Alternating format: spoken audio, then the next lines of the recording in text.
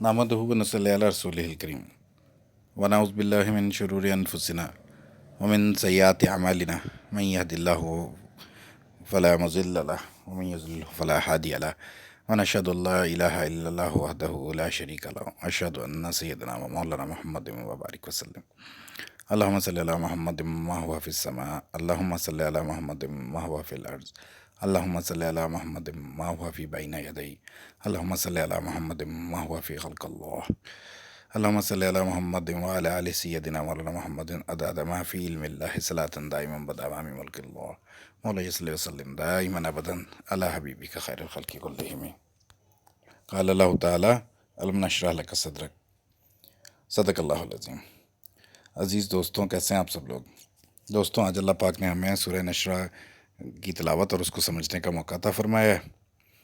तो ये दोनों सूरतें जो हैं ये मुत्तसिल हैं, एक जैसे हम मानी सूरतें हैं, सूरह ज़ुहा और अलम नशरा, और इनको सूरह मोहम्मद भी कहा जाता है। तो दोस्तों, जैसे एहसनुल कसस जो है वो सूरह यूसुफ़ को अल्लाह पाक ने ख़ुद बयान फरमाया है कि ये किस्सों में सबसे खूबसूरत किस्सा है, जो कि हज़रत यूसुफ़ अलैहिस्सलाम और उनके वालिद की सब्र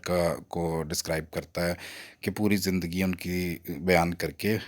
ये बताया जाता है कि देखो कैसे अल्लाह के बंदों ने, अल्लाह के अंबिया ने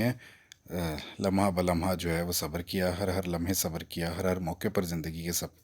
सब्र का इंतहा की। और उसमें दो मरतबा ये जुमला आता है, उनके वालिद जब हज़रत यूसुफ़ के कहते हैं फ़सब्रुन जमील, इंतहाई शदीद, इतनी बड़ी तकलीफ़, बेटों पहले एक बेटा गुमाया, फिर उसके बाद फिर दूसरा बेटा गुमाया, और वो कहते हैं फ़सब्रुन जमील। वह अल्लाह ताला की ज़ात पे भरोसे का दर्स देती है ये सूरत हमें। तो इसको अल्लाह पाक ने ख़ुद एहसनुल कसस कहा है। तो दोस्तों, मैं ख़ुद एक शॉर्ट स्टोरी राइटर हूँ। तो एहसनुल कसस सूरह यूसुफ़ ही को कहेंगे हम, क्योंकि अल्लाह पाक ने उसको कहा है, और उससे बड़ा किस्सा जो है वो कोई इंसान तो कभी कह नहीं सकता ऐसा कोई किस्सा। हाँ, अलबत्ता ये जो स्टोरी का स्टाइल होता है या बयान का स्टाइल होता है, उसके अंदर दो किस्म के होते हैं। एक तो है किस्सा बयान किया जाए, और एक होता है कि किसी मोहब्बत को बयान किया जाए। तो लवर्स जो हैं वो अपनी मोहब्बत को पेश करते हैं, बाज़ औक़ात शायरी की ज़ुबान में पेश करते हैं, बाज़ औक़ात नसर की ज़ुबान में पेश करते हैं। तो हम मोहब्बत के बयान में इन दोनों सूरतों को के एक मालिक जो हैं, खालिक हैं, कायनात बनाने वाले, तो वो अपना लव बयान कर रहे हैं इन दोनों सूरतों के अंदर। और जिनको बयान कर रहे हैं वो सबसे महबूब हस्ती हैं कायनात में। अल्लाह पाक को जो सबसे महबूब, सबसे अजीम हस्ती हैं उनकी मखलूक़ात में, तो उनको वो अपना लव बयान कर रहे हैं। तो अल्लाह पाक यूँ बयान फरमाते हैं, अलम नशरह लक सदरक। तो नबी जी, क्या हमने आपका सीना खोल नहीं दिया, कुशादा नहीं कर दिया। अब इस शराए सदर की बात करेंगे हम। तो सबसे पहले हज़रत आदम अलैहिस्सलाम को अल्लाह पाक ने अता की, क्योंकि फ़रिश्ते एतराज़ कर रहे थे कि भाई ये तो फ़साद मचाने वाले लोग लगते हैं। तो अल्लाह पाक ने कहा कि भाई चलो ठीक है, मैं जो कुछ जानता हूँ तुम लोग नहीं जानते, तो इम्तिहान लो इनका। अब शराए सदर उनको अता हुई, और फ़रिश्ते जो पूछ रहे हैं वो हज़रत आदम बता रहे हैं। तो ऐसे अलूम जो है अल्लाह पाक ने उनको दिल के अंदर जो है अता फरमा दिए। हज़रत मूसा कोहे तूर पर अल्लाह पाक ने कहा, इज़हब फ़िरौन इन्नहु ताग़ा, जाओ भी मूसा, वो बड़ा सरकश हो गया है, बड़ा फसाद फैला दिया है, उसके पास जाओ पैगाम लेके। तो अब हज़रत मूसा नबी हैं, उनका दिल तो चाह रहा है कि यहीं कोहे तूर पर बैठा रहें, अल्लाह ताला की गुरबत मिली है। अब वो नबी जानते हैं कि क्या उसके अंदर उनको मोहब्बत उनकी जागी है दिल के अंदर, वहाँ से हटना नहीं चाह रहे वो। तो अल्लाह पाक बयान फरमा रहे हैं कि जाओ इज़हब फ़िरौन इन्नहु ताग़ा, जाओ मूसा फ़िरौन के पास। तो अब वो क्या कह रहे हैं कि अलम नशरह लक सदरक, या अल्लाह मेरे सीने को कुशादा कर दे। और वो दुआ अल्लाह के नबी अल्लाह ताला से शराए सदर मांग रहे हैं कि इतना खोल दे, कोई भी मेरे से कोई सवाल करे, मेरे पास इतना इल्म अता फरमा दे अल्लाह ताला कि मुझे वो अता हो जाए, वो मैं बात वो उनसे कर सकूँ, इस कदर मेरे सीने को कुशादा कर दे। तो अल्लाह ताला अपने ख़ास बंदों को शराए सदर अता फरमाते हैं, ख़ास तौर पे अंबिया अलैहिस्सलाम को। तो हज़ूर पाक सल्लल्लाहु अलैहि वसल्लम को भी इसी तरह غار ہرا میں جب پہلی وحی آئی ہے، اب وحی سے پہلے اللہ کے نبی غار ہرا جاتے ہیں، وہ ان کا معمول ہے غار ہرا جانے کا، اعتکاف کر رہے ہیں غار ہرا کے اندر. تو پھر حضرت جبرائیل آتے ہیں. اب وہاں پر بزرگ کچھ یوں بیان فرماتے ہیں کہ وہ ایک سوچ چل رہی ہے. اب وہ سوچ کیا چل سکتی ہے، تو قرآن پاک سے وہ مدد لیتے ہیں. تو وہ حضرت ابراہیم علیہ الصلوۃ والسلام کو یاد کرتے ہیں، ان کی باتیں کہ سورج کو دیکھا یہ بڑا، چاند کو دیکھا کہ یہ شاید میرا خدا ہے. کیونکہ وہ ایک فلاسفی پوری دنیا میں جو مذاہب چل رہے ہیں ان کے بارے میں وہ اب سوچ و بچار کر رہے ہیں. ایک نوجوانی کا عالم لگتا ہے یہ حضرت ابراہیم کا، کہ وہ یہ سوچ رہے ہیں کہ یہ چاند کو کہتے ہیں خدا، تو یہ چاند کیا خدا ہے؟ جب وہ ڈوب گیا تو انہوں نے کہا کہ نہیں، یہ میرا خدا کیسے ہو سکتا ہے. اس کے بعد پھر جب سورج کو دیکھا حاذا اکبر کہ یہ بڑا ہے، تو وہ غروب ہوا تو انہوں نے یہ کیسا خدا ہے جو غروب ہو گیا. تو یہ سوچیں. اور فلاسفی جو یونانی فلاسفی چل رہی ہیں دنیا کے اندر، اور ایجپشین فلاسفیز جو چل رہی ہیں، مختلف خدا اور ہزاروں ہزاروں قسم کے خدا، بلی بھی خدا اور بہت سارے خدا، سورج بھی اس کے اندر خدا. تو یہ ساری چیزیں جو ہیں ممکن ہے، مفسرین قرآن یہ کہتے ہیں کہ ممکن ہے کہ اللہ کے نبی ان باتوں پر غور کر رہے ہوں. اور پھر یہ کہ اللہ کوئی خدا محسوس ضرور ہوتا ہے لیکن معلوم نہیں ہے اس کے بارے میں. تو اب اللہ پاک اپنی اس نعمت کو بیان فرما رہے ہیں کہ وہ بے چینی، وہ الجھن جو کئی سالوں سے آپ کے دل میں تھی، علم نشر اللہ کا صدرک، ہم نے کیا نبی جی آپ کا سینے کو کھول نہیں دیا، وہ علوم آپ کو عطا نہیں کر دیے. تو یہ محبوب بات کر رہے ہیں اپنے لو کو، اپنی محبت کو وہ اپنا انعام بتا رہے ہیں کہ دیکھو. اور اس کے اندر اللہ تعالیٰ کی محبت بھی ظاہر ہو رہی ہے کہ دیکھیں ہم اتنی محبت کرتے ہیں آپ سے کہ ہم نے آپ کے سینے کو کھول ڈالا. علم نشر اللہ کا صدرک وضعنا عنک وزرک، اور آپ کے دل سے اس بھاری بوجھ کو ہٹا دیا جو نبوت کی ذمہ داریاں ملنے کے بعد آپ کے اوپر ایک بوجھ پیدا ہو گیا تھا آپ کے دل پر. تو وہی ملنے کے بعد آپ جب گھر تشریف لائے تو آپ نے حضرت خدیجہ سے کہا رضی اللہ تعالیٰ عنہ سے کہ میرے اوپر چادر ڈال دو. تو لیکن پھر اللہ تعالیٰ نے اس خوف کو بھی ختم فرما دیا، آپ کو ایک طاقت عطا فرما دی. تو یہ اللہ تعالیٰ حضور پاک صلی اللہ علیہ وسلم کو یاد کرا رہے ہیں کہ دیکھو ہم نے آپ کے جو دل کے اوپر بوجھ آیا تھا، پریشانی، آپ پریشان ہو گئے تھے، اب آپ بازاروں میں نکل رہے ہیں، لوگ ہنس بھی رہے ہیں، کوئی مار بھی رہا ہے آپ کا، پیشانی زخمی کر رہا ہے، کوئی ہوجڑی لا کے اونٹ کی رکھ رہا ہے آپ کے اوپر. تو ایسے ماحول کے اندر بھی آپ کو اللہ پاک نے طاقت دے دی کہ آپ نے وہی جو انبیاء کیا کرتے ہیں کہ کام کاج تو منع کر دیا اللہ تعالیٰ نے. اب آپ صرف اپنی ذمہ داریاں پوری کر رہے ہیں، اور آپ کا دل بھی تڑپ رہا ہے کہ میں بس اب اللہ کی یاد میں رہوں، اللہ تعالیٰ کے قرب کے اندر گزاروں وقت. تو اللہ تعالیٰ کی ثنا کرنے کا بھی آپ کو دل کر رہا ہے، لیکن آپ کی ڈیوٹی ہے کہ آپ نے اپنا دین کا کام کرنا ہے. تو لیکن وہ طاقت ہم نے آپ کو عطا کر دی. تو جو آپ کے دل میں خواہش ہے وہ ہم ابھی آپ کی پوری کر دیتے ہیں. تو صورت کے آخر میں اللہ تعالیٰ نے اس خواہش کو جو اللہ کے نبی کے دل کے اندر تھی اس کو پورا کرنے کا طریقہ بھی بتایا. اللہ جی ان کا ظاہر ایک ایسا دکھ جس نے آپ کی کمر توڑ ڈالی تھی، ہم نے اس کو ختم فرما دیا. ایک شدید دکھ. اب اگر حضور پاک صلی اللہ علیہ وسلم کی زندگی کے دکھوں کا اندازہ لگائیں تو پہلی صورت والضحیٰ کے اندر اس کو اللہ پاک نے ہی بیان فرمایا. مفسرین کرام کچھ مفسرین کرام نے قرآن پاک کو سمجھنے کے لیے قرآن پاک کو جوڑوں میں بنایا ہے. جیسے قل اللہ کو سمجھنے کے لیے آیت الکرسی کو پیش کرتے ہیں وہ، تو اسی طرح علم نشرح کو سمجھنے کے لیے وہ والضحیٰ کو پیش کرتے ہیں. تو والضحیٰ کا اگر ہم بات کریں تو اس میں اللہ پاک آغاز ہی اس بات سے کرتے ہیں والضحیٰ واللیل اذا سجا. نبی جی زندگی میں کبھی، یعنی لفظی ترجمہ تو ضحیٰ ہے کہ بھئی سورج کی روشنی پھیلنے کا وقت، وہ وقت جب دکاندار اپنی دکانیں کھولتے ہیں، معاش شروع ہوتا ہے. تو اس کا جو تشبیہ ہے وہ اس بات سے دی گئی ہے کہ نبی جی، مفہوم ہے کہ نبی جی کی زندگی میں کبھی ضحیٰ ہوتی ہے اور کبھی یہ ایک دستور ہے کہ کبھی زندگی کے اندر دن ہوتا ہے اور کبھی زندگی کے اندر رات ہوتی ہے. والضحیٰ واللیل اذا سجا، اور پھر کبھی لیل، رات آ جاتی ہے. یعنی زندگی کے اندر کبھی اچھے لمحے ہوں گے، خوشحالی کے لمحے ہوں گے، اوقات ہوں گے، اور کبھی کیا ہے کہ آزمائش کے لیے پریشانیاں، دکھ، تکلیفیں بھی آئیں گی. تو یہ انسان کی زندگی کا ایک دستور ہے، اس کے اندر آیات کے اندر جو ہے اللہ پاک نے بیان فرمایا، والضحیٰ واللیل اذا سجی، ما ودعک ربک وما قلی۔ اور نبی جی، کیا آپ کے رب نے کبھی آپ کو تنہا چھوڑا ہے؟ اب اس کے اندر بہت ساری حضور پاک صلی اللہ علیہ وسلم کی زندگی کے واقعات آتے ہیں، جن میں حضور پاک صلی اللہ علیہ وسلم کا یتیم پیدا ہونا۔ اب یتیم کی زندگی بچپن میں، وہ یتیم باپ والوں کو دیکھ رہا ہے، وہ اپنے بچوں کو کھلا رہے ہیں، لیکن اب ایک یتیمی کی زندگی ہونا ہی ایک بہت بڑا عذاب ہوتا ہے انسان کے لیے۔ اس کے بعد پھر والدہ کا انتقال ہو جانا بچپن کے اندر ہی، تو ماں کا چھن جانا یہ بھی ایک بہت بڑا، اور پھر اتنی چھوٹی عمر میں ماں کا چھن جانا۔ اس کے بعد پھر حضرت قریش کا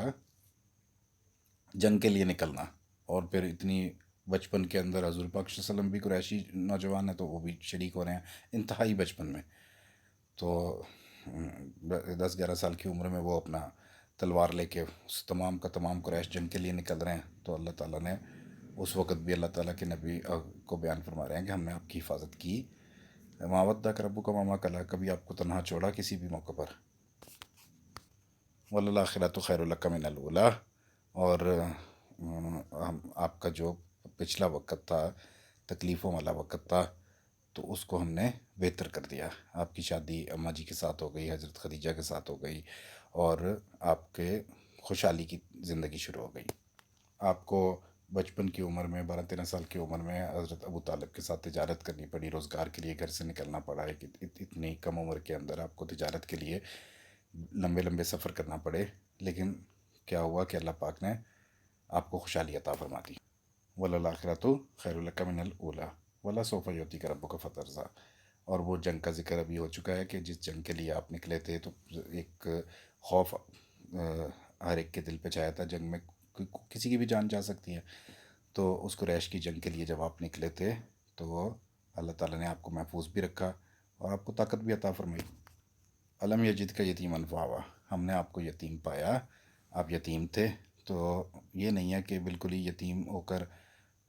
ماں بھی نہیں ہے، باپ بھی نہیں ہے، ماں بھی نہیں ہے، تو آپ بے سہارا ہو گئے۔ پہلے حضرت آپ کے دادا نے آپ کو پرورش کی، اس کے بعد پھر حضرت ابو طالب کے پاس آپ گئے، انہوں نے آپ کی پرورش کی، آپ کو اکیلا نہیں چھوڑا، آپ کی کفالت کا کوئی نہ کوئی ذریعہ بنتا رہا۔ ووجدک ضالا فہدی، اور جب ہم نے آپ کی بے چینی دیکھی، تو وہ اندھیرے جب آپ محسوس کرتے تھے کہ یہ اللہ پاک کو جاننے کی کوشش کرتے تھے، تو فہدی، تو ہم نے آپ کو نبوت عطا کی، ہدایت عطا کی۔ تو یہ جو علم نشرہ ہے، ہم نے آپ کو شرح صدر عطا فرما دی، اپنی پہچان کرا دی ہم نے آپ کو۔ ووجدک عائلا فاغنی، ووجدک عائلا فاغنی۔ اور ان کمر توڑ دینے والے دکھوں میں ایک بہت ہی بڑا دکھ آپ نے دیکھا کہ آپ نے اپنے آپ کو تنگ دست پایا، لیکن اللہ پاک نے آپ کو کیسے غنا عطا فرمائی، آپ کا کام پورا فرمایا۔ جو آپ کے دل کی تنگی تھی اور دکھ تھا، اس کو کیسے ختم فرمایا۔ تو اس کے اندر ایک حضور پاک صلی اللہ علیہ وسلم کا نبوت سے پہلے کا ایک واقعہ ہے کہ اللہ کے نبی مکہ کے باہر ایک قافلے کو دیکھتے ہیں کہ وہ قافلے والے، جیسے ہمارے ہاں عید کے مہینوں میں ارد گرد، شہروں کے ارد گرد بہت ساری بستیاں لگ جاتی ہیں اور خیمے لگ جاتے ہیں، تو وہ اسی طرح ایک قبیلے والے مکہ شہر کے باہر آ کے انہوں نے اپنے خیمے لگا لیے۔ اور اللہ کے نبی کا وہاں سے کہیں گزر ہوا، تو وہ کیا دیکھتے ہیں کہ بھوکے لوگ ہیں وہاں پر، کہ بھئی یہ ایک امیر شہر ہے، تو یہاں پر لوگ شاید ہماری کوئی، ہمیں دیکھ کر کوئی ہماری مدد کریں۔ تو وہ اللہ کے نبی نے جب ان کو دیکھا، تو پھٹے کپڑے، بچے روتے ہوئے، اور پیٹ ان کے کمروں سے لگے ہوئے، بھوک کا یہ عالم شدید، تو اللہ کے نبی کا دل بھر آیا ان کو دیکھ کے کہ کاش میرے پاس مال ہو تو میں ان کی مدد کروں۔ تو اللہ کے نبی انتہائی شدید دکھ کے اندر، غم کے اندر جو ہے گھر تشریف لائے، اور بالکل خاموشی چھائی ہوئی ہے، چہرہ مبارک پر دکھ کے آثار ہیں، اور خاموشی لگی ہوئی ہے، بول نہیں پا رہے ہیں، شدید دکھ کے اندر گھر تشریف لاتے ہیں۔ تو حضرت خدیجہ پوچھتی ہیں کہ حضور آپ کو کیا معاملہ ہوا ہے، اس قدر دکھی کیوں ہیں آپ؟ تو وہ پھر اپنا دکھ اماں جی کو بیان فرماتے ہیں کہ بھئی یہ اس طرح میں ان بستی والوں کو دیکھ کے آیا ہوں، انہوں نے خیمے لگائے ہیں مکہ شہر کے باہر، لیکن نہ کوئی کھانے کو ہے، نہ کچھ ان کے پاس پینے کو ہے، نہ کوئی، بہت ہی برے حال کے اندر ہے، پہننے کے کپڑے ان کے پھٹے ہوئے ہیں۔ تو اس طرح کی باتیں جب حضور پاک صلی اللہ علیہ وسلم نے حضرت خدیجہ کو بتائیں، تو انہوں نے حضور پاک صلی اللہ علیہ وسلم سے کہا کہ یہ مکہ کے کچھ کچھ لکھ کے دیا کہ یہ جو لوگ ہیں ان لوگوں نے میرا قرض دینا ہے، تو ان لوگوں کو ذرا بلاؤ، یہ جو تاجر ہیں مکہ کے۔ تو حضور پاک گئے، ان ساروں کو بلایا، ان میں حضرت ابوبکر بھی شامل تھے۔ اب وہ سب اپنا قرضہ لے کے، کبھی حضرت خدیجہ نے اپنا قرضہ واپس مانگا ہے، ضرورت پڑ گئی ہے۔ تو اللہ کے نبی کچھ یوں بیان فرماتے ہیں کہ اس قدر سونا اکٹھا ہوا کہ حضور کے بیٹھے ہوئے تھے تو چہرے سے اوپر چلا گیا، اس قدر سونا کا ڈھیر لگ گیا کہ اماں جی کا اتنا قرضہ لوگوں نے واپس کیا۔ تو اس کے بعد پھر اماں جی نے کہا، اعلان کیا کہ مکہ والوں یہ سن لو کہ یہ سارا کا سارا جتنا مال ہے، یہ میں ان قافلے والے جو مکہ کے باہر بیٹھے ہیں تو ان کو میں یہ خیرات کرتی ہوں۔ اور پھر حضور پاک صلی اللہ علیہ وسلم سے درخواست کی کہ آپ یہ لے جائیں اور آپ جا کر تقسیم کریں۔ تو اس کو اللہ پاک واقعہ کو کچھ یوں بیان فرماتے ہیں، وَوَجَدَكَ عَائِلًا فَأَغْنَىٰ، ہم نے آپ کو تنگ دست پایا، دکھی پایا، تو ہم نے آپ کو غنا عطا فرما دی، آپ کا دل خوش کر دیا، وہ اسباب بنا دیے ہم نے آپ کے لیے۔ وَأَمَّا الْيَتِيمَ فَلَا تَقْهَرْ وَأَمَّا السَّائِلَ فَلَا تَنْهَرْ۔ تو آپ اب شکر کے طور پر کبھی یتیموں کو، جو یتیم لوگ ہوں، تو آپ دکھ سمجھتے ہیں یتیموں کا، تو یہ ہے کہ ان کی عزت و اکرام کی کریں، اپنی امت سے کروائیں۔ اور دوسرا یہ ہے کہ فقیروں کو جو سائل مانگنے آئیں ان کو جھڑکو نہیں۔ ہمارے پاکستان میں بڑا اچھا رواج ہے کہ بھئی معذرت، معاف کر دیجئے، تو جھڑکنا نہیں ہے، یا ان کو کوئی تنبیہ نہیں کرنی کہ یہ کیا کر رہے ہو یا وہ کیا کر رہے ہو، جیسا مرضی ہو، خوشحال فقیر ہو یا واقعی حقیقت میں وہ فقیر ہو، لیکن اللہ پاک نے منع کیا ہے کہ ان کو جھڑکو نہیں، کہ کوئی بھی لفظ ان کو ایسا مت کہو، بس معذرت کا ہی لفظ ان سے اختیار کرو۔ تو یہ اپنی امت کو آپ سکھا دیں۔ تو ہم بات کر رہے تھے دوستو کمر توڑ دینے والے دکھوں کی، جس کو اللہ پاک نے بیان فرمایا ہے، الذی انقض ظہرک۔ تو وہ دکھ جنہوں نے آپ کو بہت زیادہ دکھی کر ڈالا تھا، تو ظہرک کمر توڑ دینے والے دکھ، اتنے شدید دکھ کہ آپ بہت زیادہ پریشان ہو گئے تھے۔ تو اس کے اندر واقعہ کچھ یوں ہے کہ جس وقت نبوت ملی ہے تو اس وحی کے بعد پھر کوئی وحی نہیں آئی، تو اللہ کے نبی اعلان کر چکے تھے مکہ میں، اور جیسے حضرت نوح علیہ السلام کہتے ہیں، یا اللہ میں تو 900 سال تک اپنی ڈیوٹی پوری کرتا رہا، باہر نکلتا رہا، کبھی دن کو جاتا رہا، کبھی رات کو جاتا رہا ان کے گھروں میں۔ تو ایسے اللہ کے نبی نے اپنی ڈیوٹی شروع کر دی تھی، چاہے وہ اب وہ ڈیوٹی شروع تو کر دی تھی، لیکن وہ انتہائی شدید وقت تھا، اور وہی بھی اب نہیں آ رہی تھی کوئی بھی، آپ اعلان بھی کر دیا تھا، اور وہی کا سلسلہ مکمل ختم تھا اس ٹائم۔ تو اللہ کے نبی پریشان کہ ایک تو وہی نہیں ہے، اور اب میں اپنا کام کر رہا ہوں۔ اب کام کرنے کے اندر یہ ہے کہ مکہ کی گلیوں بازاروں میں لوگ ہنس رہے ہیں، دیکھ رہے ہیں، کوئی باتیں کس رہے ہیں، کوئی مجنون کہہ رہا ہے، کوئی کہہ رہا ہے کہ نعوذ باللہ آپ کے اوپر جن۔ اب ہمسائے میں ایک چچی تھیں حضور کی، ابو لہب کی بیوی، جن کے بارے میں قرآن پاک نے کہا ہے ہاتھ ٹوٹ جائیں ابو لہب کے اور ان کی بیوی کے، تبت یدا ابی لہب وتب۔ تو وہ کیا کر رہی ہیں کہ کوڑا اپنا گھر کا اکٹھا کیا، کوئی راکھ ہے، ایندھن ہے، کوئی لکڑیاں جلی ہوئی اس کی راکھ ہے، تو حضور کے راستے میں وہ رکھ رہی ہیں، کوئی جھاڑیاں رکھ رہی ہیں، یہ باہر نکلیں گے دروازے کے باہر، اب ہیں بھی ہمسائی، وہ مذاق اڑا رہے ہیں، اور پھر وہی کا سلسلہ نہیں ہو رہا۔ تو اب کیا ہے کہ وہ گھر میں جھانک جھانک کر کہہ رہی ہیں کہ لگتا ہے نعوذ باللہ کہ تمہارا جو جن آیا تھا نعوذ باللہ وہ چھوڑ گیا تمہیں، اس طرح کی باتیں، شدید طعنے، ایسے وہ الفاظ اختیار کیے جا رہے ہیں حضور پاک صلی اللہ علیہ وسلم کے لیے، تو اور اللہ تعالیٰ کے لیے۔ اور پھر ایک وقت ایسا آیا کہ اماں جی نے، حضرت خدیجہ نے، بیوی، اب بیوی کی بات سن کر بھی بڑا دل کے اوپر اثر کہ انہوں نے بھی کہہ دیا کہ یہ لگتا ہے کہ آپ کے رب نے، اللہ پاک نے تو آپ کو چھوڑ دیا ہے۔ اب وہ انسان کو یہ بھی خیال آتا ہے کہ پتہ نہیں کوئی کوتاہی ہو گئی ہے، اپنا کام صحیح طرح سے نہیں ہوا۔ تو اللہ کے نبی کچھ یوں بیان فرماتے ہیں کہ میرا دل کیا کہ میں پہاڑ پہ جاؤں اور اپنے آپ کو گرا دوں۔ تو پھر اللہ پاک نے حضرت جبرائیل کو آسمان پر دکھایا، وَلَقَدْ رَأَىٰ بِالْأُفُقِ الْمُبِينِ، کہ وہ آسمان نظر نہیں آ رہا تھا، وہ حضرت جبرائیل سب سے بڑے فرشتے ہیں، طاقتور، 70,000 پر ہیں، وہ آسمان نظر نہیں آ رہا تھا، تو جب آپ نے پھر وہی آئی ہے دوسری، تو اس وقت پھر آپ نے جب دیکھا تو حضرت جبرائیل آسمان کے اوپر موجود تھے اور آپ کو آپ سے کلام کر رہے تھے۔ بہرحال اس دکھ نے آپ کو بہت ہی شدید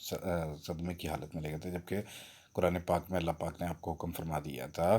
کہ آپ رات کو قیام کریں۔ چادر میں بڑے پیار سے اللہ پاک نے مخاطب کیا تھا، یا ایھا المزمل قم اللیل الا قلیلا او زد علیہ ورتل القرآن ترتیلا۔ تو یہ آپ کو حکم ہو چکا تھا، لیکن آپ کا دکھ اور پریشانی جو ہے وہ بہت ہی زیادہ بڑھ چکی تھی، تو پھر اللہ پاک نے آپ پر کرم کیا اور وہی کا سلسلہ دوبارہ شروع ہوا۔ اور افانا لکا ذکرک، اور ہم آپ کے ذکر کو بلند کریں گے۔ اب اللہ کے نبی کے ذکر کا وہ اگر بلند کا اللہ پاک نے وعدہ کیا ہے، تو وہ دیکھیں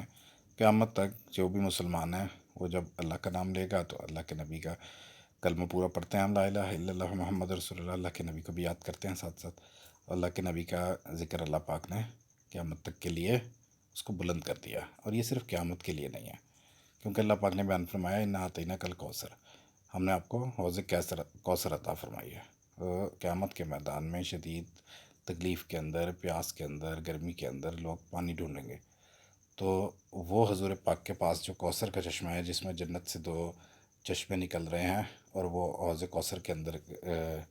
گر رہے ہیں، تو اس حوض کے اوپر ہزاروں کی تعداد میں، لاکھوں کی تعداد میں کٹورے رکھے ہوں گے، اور اللہ کے نبی جو ہے ان کے پاس یہ آب کوثر ہوگا۔ تو قیامت کے میدان میں بھی سب کو یہ معلوم ہوگا کہ پانی جو ہے وہ آب کوثر پہ ملتا ہے، تو وہ ادھر کو جا رہے ہوں گے۔ تو جو منافق لوگ ہیں، جو گناہ گار لوگ ہیں، ان کو فرشتے روکیں گے وہاں پر جانے سے، اور باقی مسلمان جو ہیں وہ بھاگ بھاگ کر جائیں گے۔ تو اللہ تعالیٰ ہر مسلمان کو حضور پاک صلی اللہ علیہ وسلم کا وہ آب کوثر کا پانی پینے کی نصیب فرمائے۔ تو قیامت کے میدان میں بھی ذکر جو ہے اللہ کے نبی کا بلند ہوگا۔ اللہ تعالیٰ وہ اللہ اپنے نبی کو بیان فرما رہے ہیں ورفعنا لک ذکرک فإن مع العسر یسرا ان مع العسر یسرا۔ تو اللہ تعالیٰ پھر اپنے نبی کو اور پوری مسلمان امت کو ان کی یہ بتا رہے ہیں کہ یہ نہیں ہے کہ تکلیفیں آئیں گی، عسرت آئے گی، اس کے بعد پھر آسانی آئے گی، اور پھر اس کے بعد اللہ تعالیٰ دوبارہ اس بات کو بیان فرماتے ہیں کہ بے شک اس بات میں کوئی شک نہ کرنا کہ تنگی آتی ضرور ہے، لیکن تنگی، اور پھر اللہ تعالیٰ ان آیات کے اندر اپنی عادت بتا رہے ہیں، عادت اللہ بتا رہے ہیں کہ تنگی آئے گی ضرور، تمہاری آزمائش بھی ہوگی کہ واقعی تمہاری محبت خالص ہے کہ نہیں دین کے اندر، ہر ایک کی ہوگی۔ تو اسی طرح جیسے کہ حضرت یوسف علیہ السلام پہلے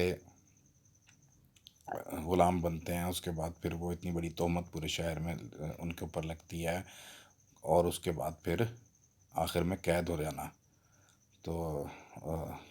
اور پھر ان کے والد جو ہیں ان کا بیٹوں کا چھن جانا، پہلے ایک کا چھننا، اس کے بعد دوسرے بیٹے کا چھن جانا،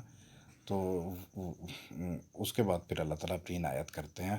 اور پھر حضرت یوسف علیہ السلام کو آخرکار مصر کا ولی بنا دیتے ہیں، اور خوشحالی آ جاتی ہے ان کے گھرانے میں۔